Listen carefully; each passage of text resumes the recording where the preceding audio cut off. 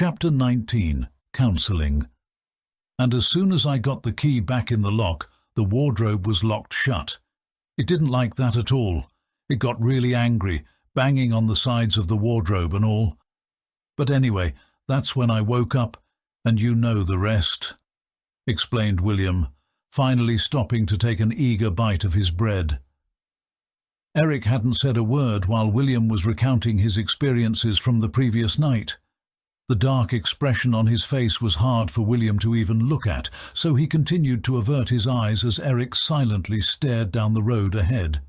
The moorlands had ended rather abruptly, surrounded by a small stone edge which stretched out as far as the eye could see in either direction. Beneath the stone edge was significantly greener, beginning to look more like grassy knolls than moorlands.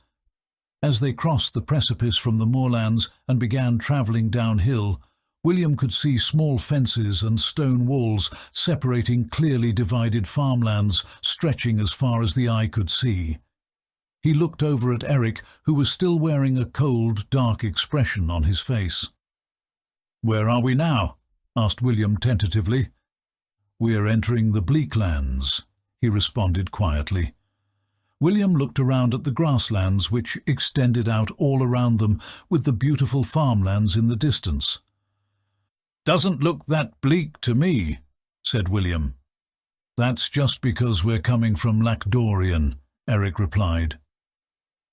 William let them travel in silence for a few more minutes before the awkward air over their little cart overwhelmed him.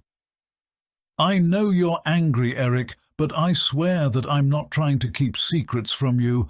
I didn't even know myself that the thing was still inside of me, not until last night at least," admitted William. Eric let out a deep sigh. "So, anger is what you think I'm feeling right now, huh?" asked Eric without taking his eyes off the road. "Well, I don't know. I thought it was that, and just, last night was really scary and all," stammered William, feeling his sublimely inadequate emotional intelligence once again showing itself. Eric furrowed his brow as his expression darkened once more. William swallowed nervously. "So, what's really on your mind then?" asked William uncomfortably. "Am I talking with William right now?" asked Eric intensely, finally turning to look him in the eyes. "What are you talking about? Who else would I be?" asked William defensively. Eric shook his head. "I don't know, William. I don't know," said Eric, releasing a deep sigh. "Trust me, you'd know if that thing had taken control of me," admitted William, washing his bread down with a sip from Eric's flask of ale. Eric watched him as he screwed up his face at the taste of the beer. "I suppose I would," he said, sinking deep back into thought. "Something strange happened last night. Something with you," said Eric, shifting his gaze back up to assess William darkly. William suddenly felt his anxiety rising. "I didn't do anything, I swear," exclaimed William defensively. Eric continued to assess him curiously. "William, while you were having that dream, you were floating in the air," said Eric. William raised his eyebrows in surprise. This was the first he was hearing about it, although he did remember Eric holding him when he'd first woken up. "What? Floating?" asked William in shock. Eric nodded quietly in response. "It were you what attracted those crawlers. They were all looking at you, like you were, I don't know. It weren't like you were food. It were more like you were water," said Eric, clearly unsure of how to phrase himself properly. William raised an eyebrow in confusion. Eric eased up slightly as he looked back at his perplexed friend. He let out another sigh and sat back in his seat. "William, last night we watched an entire camp of people be massacred," said Eric, catching William off guard. He leant forward in his chair and gave Eric a serious nod. "Aye," he replied. Eric looked straight ahead, his eyes fogging over slightly as he was recalling last night's events. "They weren't just people to me though, William. They were friends. I'd known them for years. said Eric, still sitting back in his chair with his eyes glazed over. William finally realized why Eric had been acting so suspicious of him. He didn't think that William was disturbed enough by last night's events. Did he not think William cared about what had happened to those gypsies? He leaned forward and stared Eric in the eyes. "Eric, look at me," said William seriously, raising his eyebrows and staring at his friend. He immediately saw Eric's eyes snap back to reality as he looked back at William. "The night before last, I watched my father strangle my mother to death. Then I caved his head in with a shovel and rode off into the night, being chased by a monster born from the womb of, well, the girl that I loved," said William, his expression darkening as he recalled his experience. Eric's expression began to soften as he listened to William's words. "It's a wonder that I'm able to talk at all. I remember how it felt when Anne-Marie first died. I mean, it were only last week," said William, continuing to stare seriously into Eric's eyes. "I'm numb, Eric," admitted William, shaking his head solemnly. Eric looked back at him with concern. "They were good people. They fixed my bandages. Treated me right," said William, looking down at the nice tunic that they'd given to him. "Maybe it's the monster living inside me. But maybe I just don't have any more tears to cry right now, Eric. Maybe I'm all out of tears. It don't mean I'm a monster, though. It don't mean that I think what happened last night was okay," said William, shaking his head and taking a deep swig of the ale. When he looked back up at his friend, he realized that Eric had finally let go. Tears were rolling down his face as he listened to William's words. "They were good people, Will," croaked Eric, shaking his head as he looked back down the road ahead. "Aye, they were," replied William softly. "They didn't deserve to die like that," continued Eric, shaking his head solemnly. "Aye, they didn't," agreed William. "It was my fault, William. I'm the one who led us there. I'm the one who—" began Eric. "No," said William, shaking his head. "It weren't your fault. It weren't even my fault. It was the monster that did this," said William earnestly. Eric looked back at him and after a moment nodded his head in agreement. "We need to get to that library, Eric. You were right all along. Whatever this thing is, it needs to be stopped, and we're the only ones who can do it," said William, staring intensely at his friend. Eric began to wipe the tears out of his eyes. William held Eric's flask out to him expectantly. "To the gypsies," said William. Eric grabbed the flask. "Aye, to our fallen friends," said Eric, toasting with William before taking a long swig of the ale. With a newly fueled sense of purpose, the determination of the two boys intensified. They were going to get into that library no matter what it took. It was only 2 days more travel until they could reach Oxgate, and they were going to stop at nothing to get the answers they needed. "How about a festival? Commoners love festivals," suggested August, raising his hands enthusiastically as he remembered how happy everyone had been at the feast in Lacdorian. Ivar's eyes lit up suddenly. "A festival, you say?" he said, seemingly intrigued by the idea. August looked at him suspiciously. "You wouldn't just be hoping for exotic wines, now would you, Ivar?" asked August, raising an eyebrow suspiciously and looking around the mostly empty pub that they were day-drinking in. "I would never!" exclaimed Ivar, placing his hand over his heart dramatically, as though deeply hurt by August's words. Azalea's eye twitched as her frustration began to climax.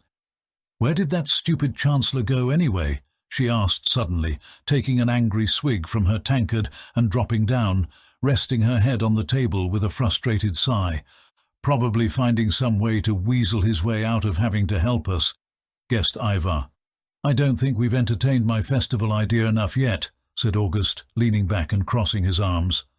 Ivar let out a frustrated sigh, and Azalea grunted glumly as she swirled her tankard around pointlessly. "Where would the money for the festival come from, dear August?" asked Ivar, raising an eyebrow expectantly. "Hello, we have the Chancellor on our side, right? He ought to be able to pull some strings," retorted August. Ivar shook his head. "It's all tax money, August. They may be commoners, but they're not stupid. Throwing some kind of lavish festival will raise their cheer for a single night, but then they'll come at our throats even harder. We'd have wasted their tax money on a festival to try to distract them from worrying about us wasting their tax money," yelled Ivar. "Well then, dear Ivar, how do you propose we do this then, How are we to show that the college deserves its funding if we can't spend any money to do so?" asked August, raising a combative eyebrow. "If I knew the answer to that, I wouldn't be wasting my mid-year break sitting in this dank pub in the middle of the day listening to you prattle on about festivals now, would I, dear August?" asked Ivar angrily. "Does it really deserve its funding?" asked Azalea glumly. "Of course it does," defended August, standing from his chair dramatically. "Who is sent in when the forces of nature wreak havoc on a village?" asked August. "The knights are," responded Ivar with a shrug. "And who is at the front of the battlefield leading the charge when a war breaks out?" asked August, tilting his head expectantly. "The knights are," responded Azalea, sitting up straighter. "And who is standing by the king, protecting him with combat skills unparalleled in all the kingdoms of the world?" asked August passionately. "The knights are," responded Azalea enthusiastically. "That's right. The knights are. The knights' great library holds knowledge that can't be found in any corner of the world but right here. We hold military might beyond comparison, strategies of war passed down through generations of the biggest, baddest fighters this world has ever seen. We alone turn the combat of farmers flailing pitchforks around in the mud into an art form wielded by the world's mightiest warriors. Our names alone strike fear into the hearts of our enemies. The mere sight of a knight on the battlefield could send an entire army of those southern Castilian whelps running in the opposite direction. The only reason the commoners have forgotten this is because we are so preposterously mighty that no one has dared cross us for half a century," lectured August passionately, raising the spirits of his two compatriots. Azalea cheered and applauded excitedly at his rousing speech, while Ivar nodded his head approvingly. "Why don't we just get him up on a stage in town?" asked Azalea enthusiastically. "Mere words aren't enough to sway the hearts of the masses. They need to see how strong we are. They don't realize the gap between an ordinary soldier and a knight. They have no clue," said Ivar, thinking about August's speech deeply. "Well, then can't we show them that? Can't we show them how mighty we are?" asked August, looking between his two fellow knights. Ivar mulled it over. "How?" he asked after a moment, raising an eyebrow.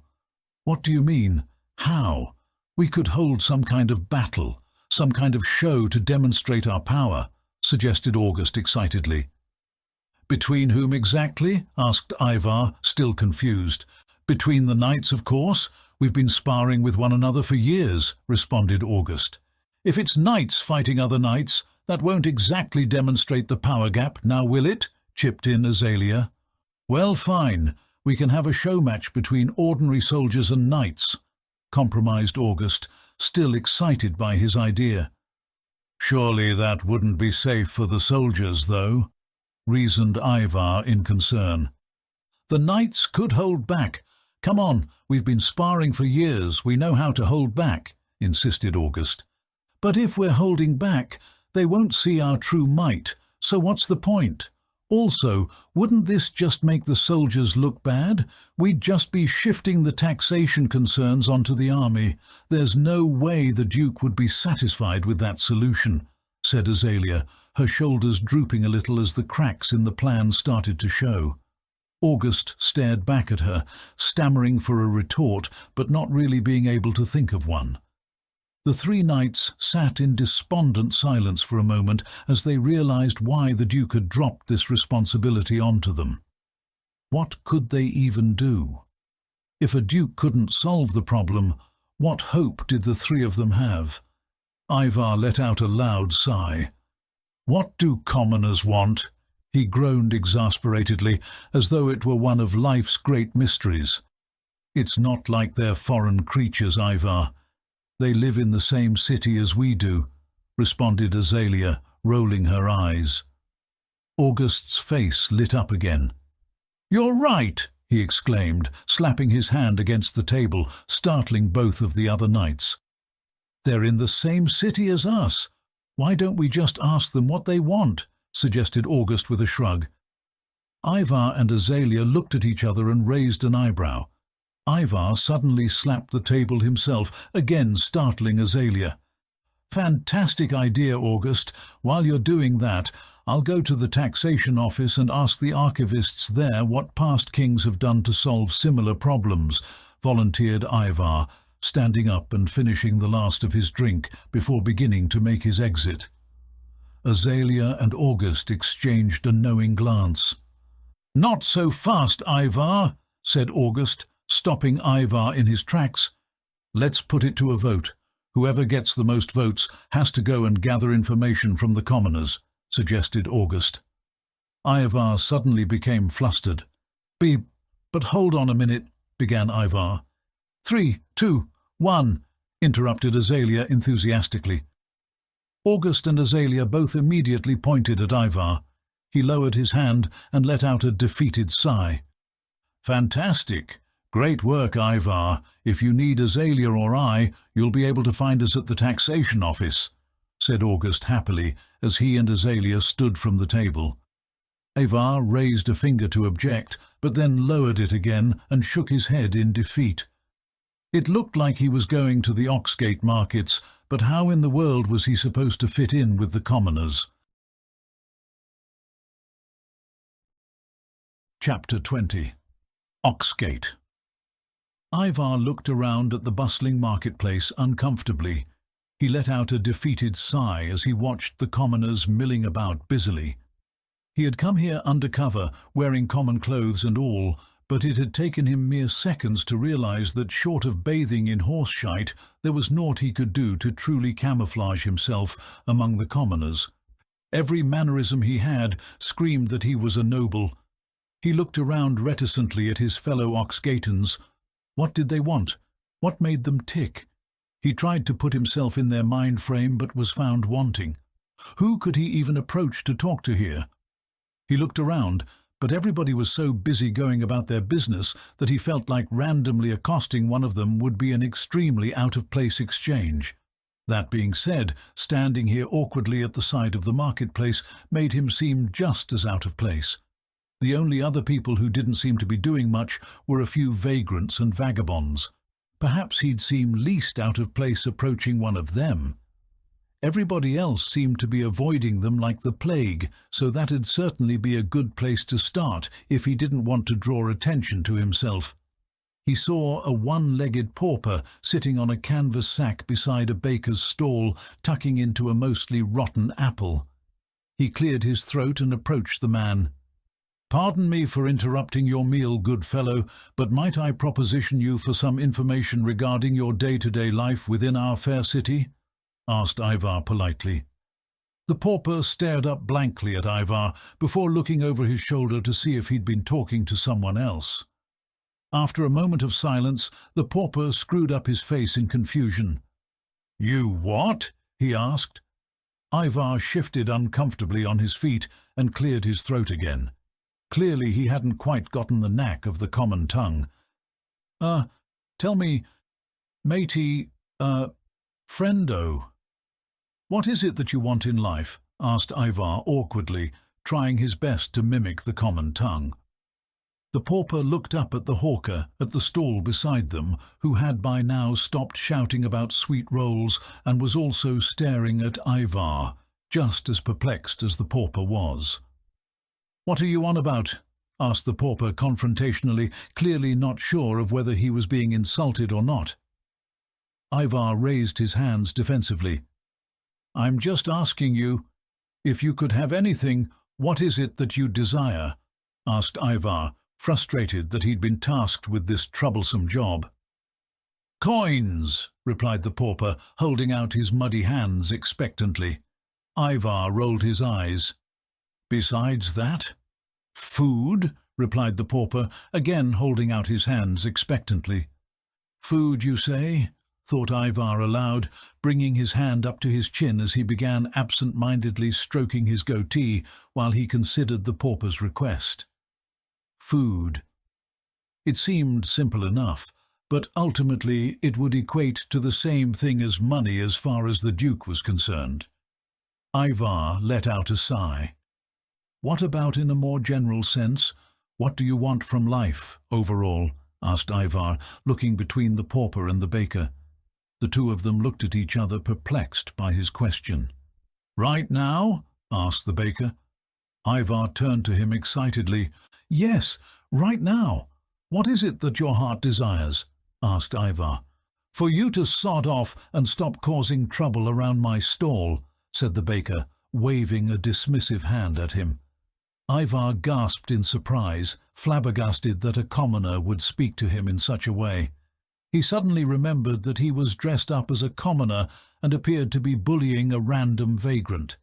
He let out a groan of frustration and reached into his pocket, withdrawing a silver piece. "Here, give him a sweet roll then," offered Ivar, flicking the silver piece towards the baker, who caught it eagerly. "A sweet roll? With that you could buy me 5, insisted the pauper, sitting up on his one good knee and his stump as he looked up expectantly at the baker. "Nope. You heard the man. 1 sweet roll," said the baker, raising an eyebrow and tossing a sweet roll down to the pauper, who caught it eagerly but continued to stare up at the baker angrily. "He gave you a silver piece!" exclaimed the pauper. Now, began Ivar, holding up his hands as he watched the situation unravel before his eyes. "Yes, and he told me it was for a sweet roll. I gave you one. Now beat it," shouted the baker, shooing the pauper away in frustration. "You bloody crook! Give me my sweet rolls!" demanded the pauper, clutching at the baker's legs. The baker kicked back at him angrily as the two began hurling insults at one another. Ivar slowly backed away from the scene that he'd created and disappeared into the crowd. After walking away around a corner, he leant against a wall and let out a defeated sigh. Put him at a table of aristocrats or in a war room and he'd shine. But here in Oxgate's bustling market district, he was completely lost. He decided to continue walking around, silently watching the commoners, overwhelmed by the responsibility that had been given to him. How in the world was he supposed to reach these people? "What happened here?" asked William, looking around in shock at the squalor which surrounded them. The quaint rural villages that they'd been passing through had been relatively familiar. They'd had similar layouts to Lacdorian, and although lacking some of the quality of life that the Lacdorians were blessed with, William hadn't thought much of it. The further that they'd delved into the Bleaklands, however, the serene surroundings of farmlands and windmills had slowly begun to disappear. Now that they were entering the villages closer to Oxgate, things had really taken a turn for the worse. He'd never seen so many people in his life. Most of them looked miserable, milling about, arguing and bartering, tending to animals and selling their goods and services every which way. Every direction that William looked was more captivating than the last. The place was in utter shambles. There was certainly a sense of order beneath the chaos, but to William's untrained eye it was impossible to grasp. "To be honest, I kind of expected worse," admitted Eric, as Bonnie tried her best to navigate her way down the busy main street. "Worse?" wheezed William in surprise. He'd expected things to become more and more lavish the closer that they drew to Oxgate. The thought that dreary old Lacdorian had a higher quality of life than these less agrarian villages was something that he'd never have imagined. "Aye, me granda's journal talked about the time before the Great War. It were horrible," said Eric, shaking his head. "Eh?" huffed William in disbelief. "How could things have been worse before the Great War? I thought the war was what ruined everything. said William, confused. Eric's expression darkened, and he nodded understandingly. A lot of the problems society was facing were, well, let's just say they were ironed out by the Great War. Issues of who owned what land, who owed money to whom, what part of society people were from. These kinds of things don't matter when the world is ending, explained Eric, grimacing as they passed a man covered from head to toe in boils. William felt like his neck was beginning to hurt from snapping it around to look every which way at the fascinating sights to take in. After the war, there was more land to go around since, so many people were dead and all. People were on more equal footing, and the knights had become better too. My granda talks about the knights before the Great War like they were villains, explained Eric, shaking his head as the two of them somehow managed to work their way out of the thick of the chaos. "Eric, look!" exclaimed William, as they finally managed to get a clear view of the road ahead. There, in the distance, they could finally see it. Oxgate, in all its glory. The enormous city was surrounded by huge walls on all sides. It was constructed on a giant hill, with Oxgate Castle at its very pinnacle. Beneath that was the Knights' College and Noble districts, then the Market district, followed by the Common district. Outside the city walls were the surrounding villages and farmlands, which Eric and William were currently travelling through. The boys shared an excited look with one another.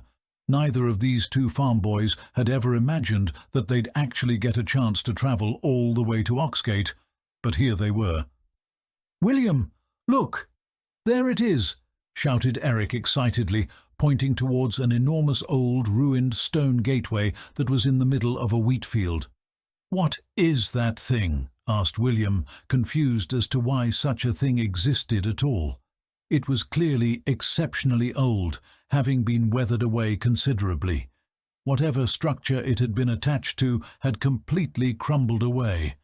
All that remained were the enormous stone pillars with what seemed to have once been intricate designs, weathered away to the point of being indecipherable. Eric's eyes were lit up with awe. "That's the Oxgate," exclaimed Eric as the boys passed by the field that was housing it. "Huh?" asked William dully as he looked at the giant, although to his eyes, unremarkable ruined archway in the middle of the wheat field. "There used to be enormous ox heads sculpted into that archway. No one knows what kingdom was here before, but the Oxgate is all that remains of it. The crown has forbidden its destruction, so I suppose the farmers are having to work around it," guessed Eric as they passed by. William smiled happily as Eric excitedly regaled him with the history of their land. He was glad to see excitement back on Eric's face. There was no telling what awaited the boys when they entered Oxgate, so William relished the moment, as for the first time in their trip they were but two innocent farm boys enjoying their exciting adventure to the capital city. When the two boys finally arrived at the walls of Oxgate, they both immediately felt a chill of realization run down their spines. Never had they seen walls so enormously high. These very walls had kept the people safe during the Great War. These were the very same walls that served as the last bastion for the knights who had managed to fight their way all the way from Oxgate to the gateway in the desert. The significance of this location loomed heavy in the air above their little cart as they slowly worked their way down the busy main road. As the two boys passed beneath the enormous Oxgate main entranceway, they were filled with awe at how many people there were in the Common district. They'd thought that the villages of 100 or so people that they'd previously travelled through were enormous. As soon as they'd crossed the precipice into Oxgate, they realized that the surrounding villages paled in comparison to the thousands of people who called this place home. "Eric, this is—" began William, looking all around them at the busy townsfolk going about their daily business. "Incredible!" finished Eric, also looking around in awe at the bustling city. After a few moments of being lost in thought, as he gazed around in all directions at the incredible place they'd found themselves in, William suddenly snapped back to reality. "Wait a minute, how exactly is this going to work? asked William suddenly, turning to Eric with a puzzled expression on his face. "Hmm?" asked Eric, still distracted by their surroundings. "You're a noble," said William. Eric turned to face him quizzically. "Aye, technically," confirmed Eric unconfidently. "How can you prove that to the people at the Great Library?" asked William, still confused. "I've brought my scroll of pedigree with me," answered Eric, nodding over his shoulder towards the gear he'd packed in the back of the cart. "Aye. And so?" asked William. Eric raised an eyebrow. "And so, it proves my pedigree. It shows that I am a noble. It's an official record. It'll match what they have in the city records," explained Eric with a nod. William stared at him blankly for a moment. "And what about me?" asked William. Eric swallowed nervously. What?" he asked, averting his eyes. "Eric, what about me?" asked William, tapping him on the shoulder to regain his attention. Eric let out a sigh. "Look, there are a few options here. Don't worry, we'll get you into that college, no matter what," said Eric with a nod. "What are you talking about?" asked William in panic. "What do you mean, options?" he asked, feeling himself beginning to hyperventilate with worry. Eric patted him reassuringly on the shoulder. "It'll be okay. Calm down. One thing at a time. We have to see how stringent the admissions process even is first. Don't forget everything I know is from really old books. Most of them are from me grandar, so that means they're from his days, or even older. A lot has changed. They might allow commoners in these days," explained Eric positively. "And if they don't?" asked William, unconvinced. "We'll cross that bridge when we get to it," said Eric with a confident nod. "Eric!" exclaimed William, dread creeping over him. "Look, William, I do kind of have an idea, but I'm going to level with you here. I didn't exactly have time to come up with a solid plan. I thought I'd have had time to think of something between leaving home and arriving here, but with the moor crawlers and all, I haven't had a chance to come up with anything solid yet," admitted Eric guiltily. William let out a sigh. "I'm sorry, Eric. I didn't mean to freak out." "Obviously I haven't thought of anything either," admitted William, feeling guilty for relying so heavily on Eric. "It's okay. Like I said, I do have a plan, sort of," said Eric, narrowing his eyes, deep in thought as the two continued their way uphill towards the market district. Ivar stared at a pointy-hatted woman mashing away at the brew in her giant cauldron. She'd likely been mashing and stirring away since long before he'd gotten here, and didn't appear to stop for a second.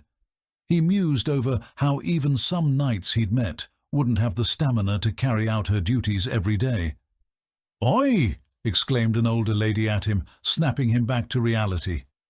"Are you buying or not then, handsome?" she asked, raising her eyebrows and looking him up and down. He wasn't sure how to politely decline, but upon catching a waft of that signature scent of barley and hops, he couldn't resist. "Oh, go on then," he said, sighing and looking around for a price listing. "It's 2 copper for a pint," said the lady, reaching into a cupboard and withdrawing a tankard. "Can I drink it here?" asked Ivar, looking around for somewhere to sit.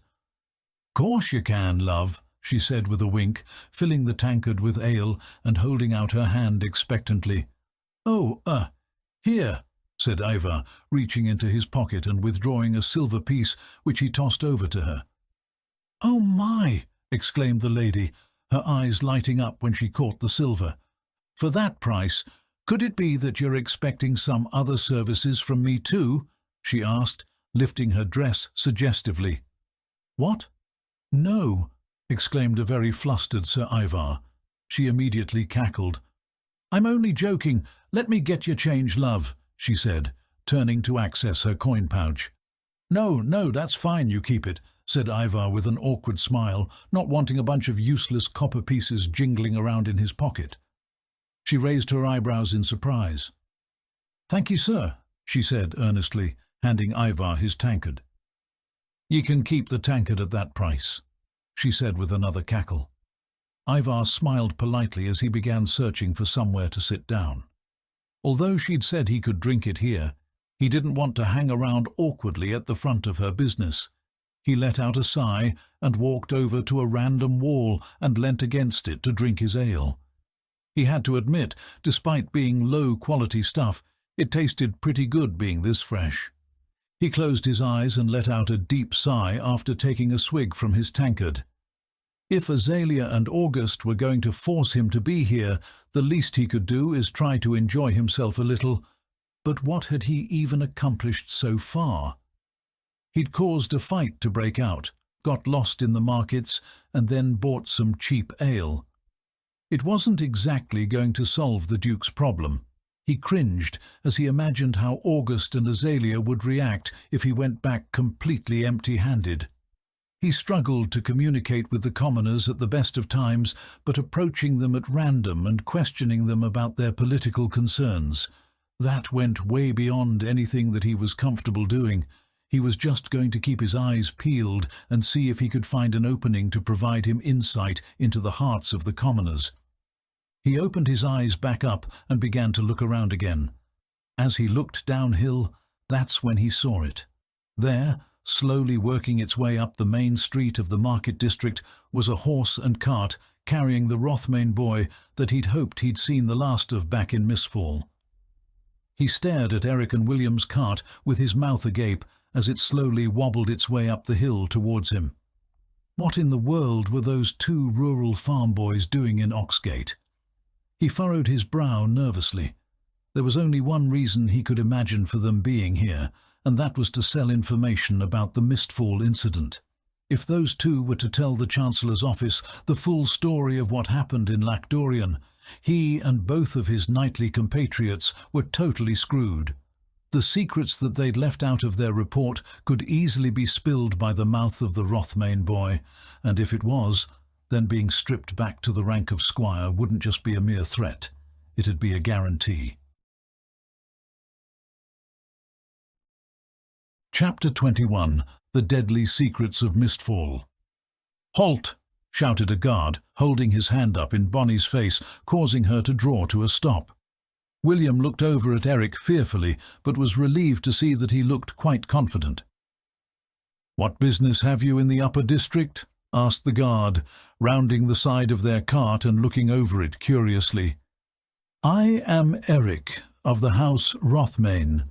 I am visiting Oxgate from my farmstead in the Mistfall moors," stated Eric assertively. William was once again in awe of Eric's aptitude when it came to knowing the right thing to say. If it were William doing the talking, they'd have ended up being thrown out of Oxgate by their bootstraps. The guard looked up at him suspiciously. "Rothmane?" asked the guard, narrowing his eyes. "I have my papers here," replied Eric, reaching into his satchel and withdrawing a sealed and stamped scroll. The guard took it and looked it over in detail. "This is my first time hearing of a Rothmane in Oxgate," said the guard absent-mindedly, continuing to scrutinize Eric's paperwork.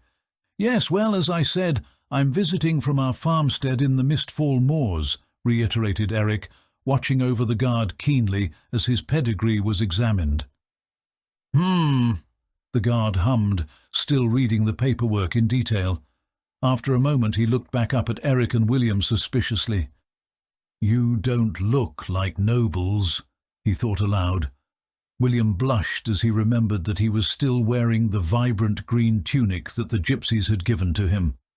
"Again, I am coming from our farmstead in the moors," reiterated Eric, seeming a little unsure of what else to say at this point. The guard continued to assess him suspiciously.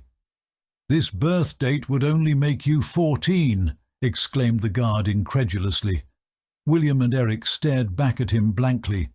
An awkward silence formed as the guard stared back up at them silently for a moment. "Are you only 14? asked the guard, raising an eyebrow as he looked Eric's enormous body up and down. Eric nodded his head slowly. The guard looked even more surprised by this than by his claim of being a noble. After a moment of pondering Eric's size, he cleared his throat and lowered the scroll slightly.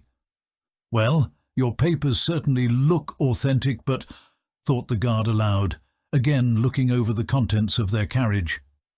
"Wait here," he said, turning around and approaching another guard who was sitting in the guard post. The two seemed to be having a detailed conversation, with the guard inside the post writing something down with a parchment and quill. William exhaled nervously and shared an anxious glance with Eric. "It's okay," said Eric with a confident nod. William felt his racing heartbeat slowing down a little as Eric's aura of calmness resonated with him. After a few moments of deliberation, the guard came back over to their cart. He looked anxiously at the small lineup of horses and carts that had begun to form behind the boys. "We're going to have to formally verify your documentation before you can enter. Please feel free to leave your horse and cart in the waiting area over there while we undergo this process," said the guard, handing Eric back his documents. Eric nodded obediently and began to steer Bonnie around towards where the guard had gestured before the guard suddenly piped up again. "Hey, wait a minute.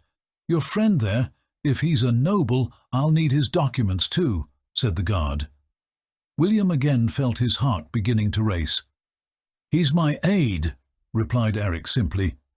The guard looked William up and down once more before nodding and stepping back from their cart.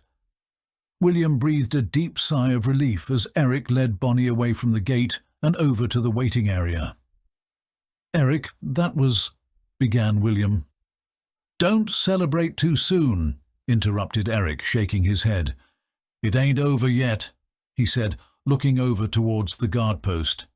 The guard inside the post handed whatever he'd been writing to a young page boy who was standing by, next to the post. Immediately, the boy set off, sprinting into the upper district. "Where do you think he's going?" asked William, looking after the boy as he disappeared into the crowd.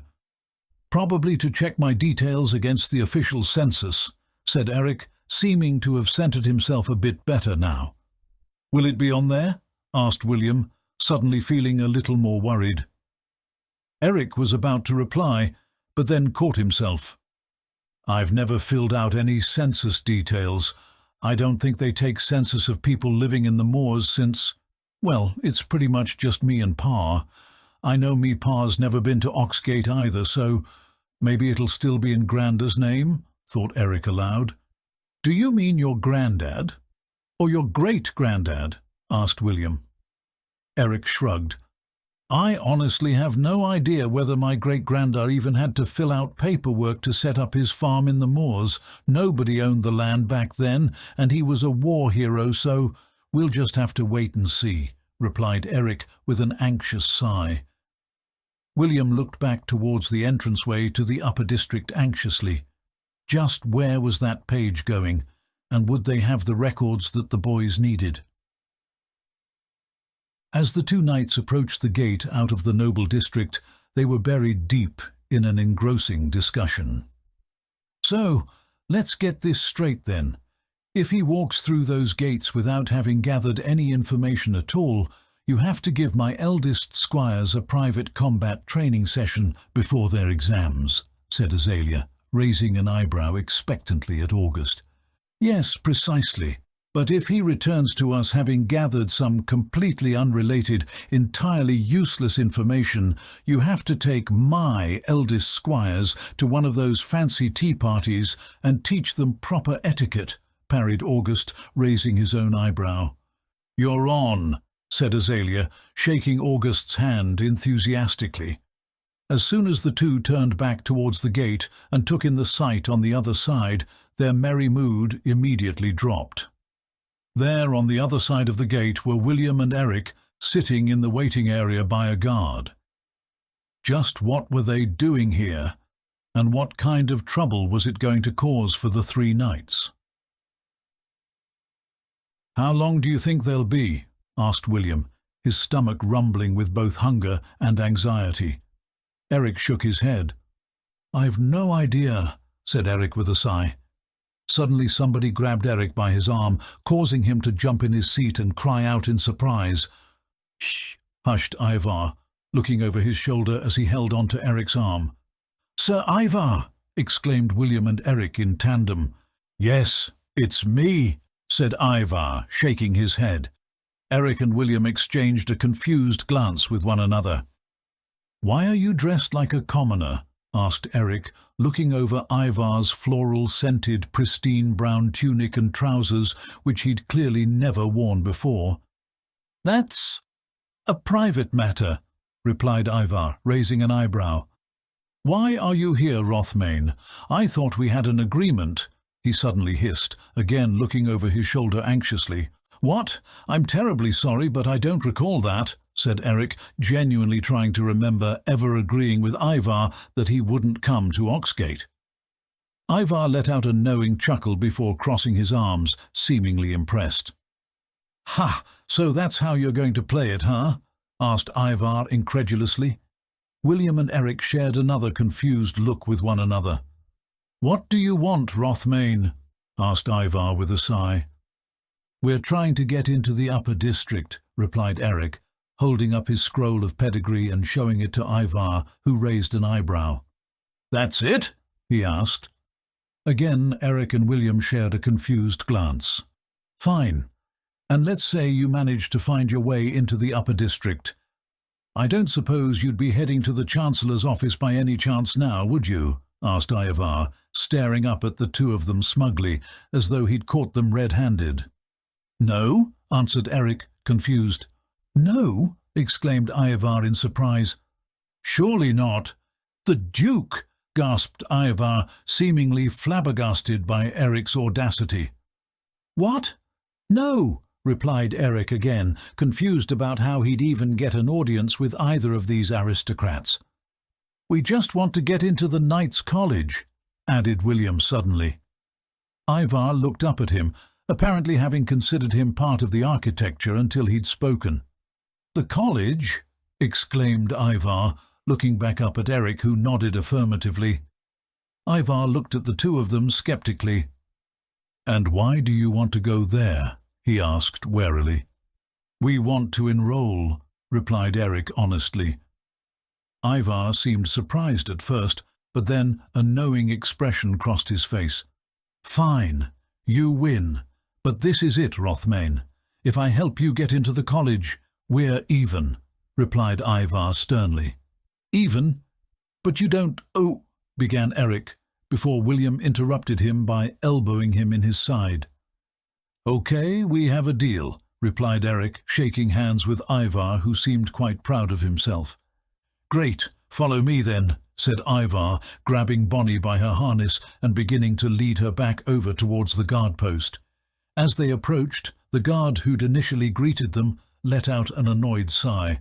"I told you to wait! We're still processing your documents!" shouted the guard in exasperation. "That won't be necessary," announced Ivar, drawing the guard's attention. He looked Ivar up and down. "And who might you be?" asked the guard. Ivar looked extremely offended that he hadn't been recognized. "How dare a lowly guard?" began Ivar, before he remembered that he was in his commoner disguise. "Oh, right," he said, reaching into his pocket and withdrawing an intricate platinum and gold medallion before showing it to the guard. Immediately, the guard's demeanor changed. "I'm incredibly sorry, sir. I had no idea. You're dressed so—" began the guard, looking Ivar up and down. Ivar raised an expectant eyebrow. "Humbly, sir," finished the guard tactfully, swallowing nervously when he met Ivar's gaze. Ivar nodded approvingly. "These boys are with me," said Ivar confidently, gesturing towards Eric and William, who smiled awkwardly down at the guard. "Of course, sir. We were simply waiting on the archivists for—" began the guard, before suddenly the page boy re-emerged from the crowd and sprinted over to the guard's side, handing him his parchment. "Well, for this," said the guard with a polite smile, beginning to unravel the parchment. As soon as he read it, his eyebrows raised in surprise. "I'm afraid your documents didn't clear," began the guard, looking between Eric and Ivar, not sure of who he should be addressing at this point. "And I demand that you let them through." "They are my guests," demanded Ivar assertively. "Of course, sir." "Please pass through," replied the guard with a polite bow, before stepping out of Bonnie's way so they could pass by the guard post. As the little cart began to trundle its way into the upper district, Ivar suddenly caught sight of his two knightly compatriots. "Oh, there you are," chirped Ivar merrily. "Good afternoon, Sir August and Dame Azalea," greeted Eric politely, as he and William bowed their heads to them both. The two knights were still in a stunned silence. August yanked Ivar aside and grabbed him by the collar. "What do you think you're doing?" he exclaimed furiously. "Calm down, August. I've made a deal with the boy," defended Ivar, pulling August's hands away and straightening his common tunic. "Another deal? How many deals are you going to make with the kid?" asked Azalea, looking over her shoulder at the two farm boys who were awestruck, looking all around the upper district. He shook my hand. He agreed that if I got him to the college, he'd keep his mouth shut. "Trust me, they just want to enroll," said Ivar, looking over his compatriot's shoulders at the farm boys, who were now enthusiastically breaking a piece of stale bread together. "We heard it all, Ivar. Their documents weren't cleared anyway. They wouldn't have been able to even get into the upper district, let alone tell anybody about Mistfall if you hadn't let them through," said Azalea angrily. Ivar shook his head. "You really think so little of me. I saw the documents myself. They would have gotten through eventually, trust me. They're legitimate," said Ivar with a sigh. "Look, it doesn't matter. They're here now. Let's just get them to the college and figure out the rest later," said August, crossing his arms and letting out a sigh. The three knights nodded in agreement as they watched the two farm boys babbling excitedly about the big city that they'd found themselves in. Would they really be able to get them enrolled? Even if they had the Rothmane name behind them, would that really be enough to turn two farm boys into knights?